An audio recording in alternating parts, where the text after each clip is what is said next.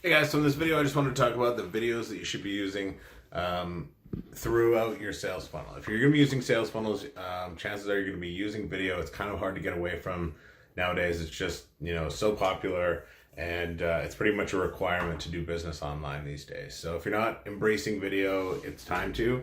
And I know that was a big step for me, a big hurdle for me when it came to making videos. It's kind of gone in stages. So the first stage for me was making my very first video, right? I was terrified to do my very first video for the very first sales funnel that I set up.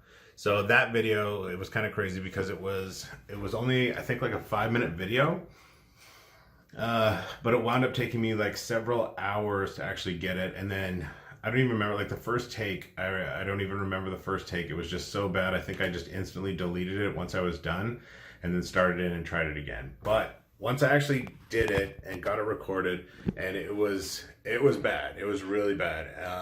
Like, there was just really flat and no emotion. It was like, hey, this is Sean Bailey and welcome to this video, and I'm going to be teaching you about this. It was kind of like that. It was pretty horrific. But the cool thing is that I got it done, and then I did another video, and then I did another video, and you know what I mean? Like, it was just kind of like, once I got through it and overcame my fears about making that first video, then I was able to go and actually make more videos, and then go, that's just kind of my thing now. I made like a YouTube channel, I made lots of VSLs, so I really, just kind of jumped on board with video. But the second phase for me came from doing this, where it was like, you need to build an audience, and it was like, turn the camera on yourself and just kind of record and make videos each day. And I was like, oh my God, I don't want to do that. Nobody wants to see my face on on their screen and hear me talking about stuff. But it was told to me that that's what I should do. So I was like, okay, just, embrace the fear. Just do it. It's going to suck at first, but it'll probably get better after you do it a few times. So just go and just do it. So that's kind of what I did in regards to this. So when you're doing videos, like when you're doing like headshot videos like this, or whether you're doing just like screen recording videos, where it's like, that's kind of where I got started with after I started making videos.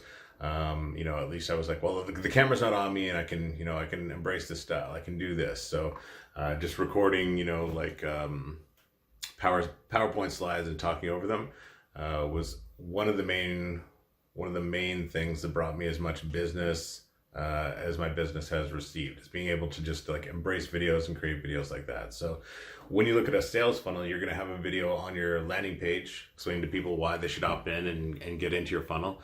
Then on your sales page, I think the fastest and easiest way to test an offer and a funnel in general is to just set up a VSL and literally a buy button underneath that, right?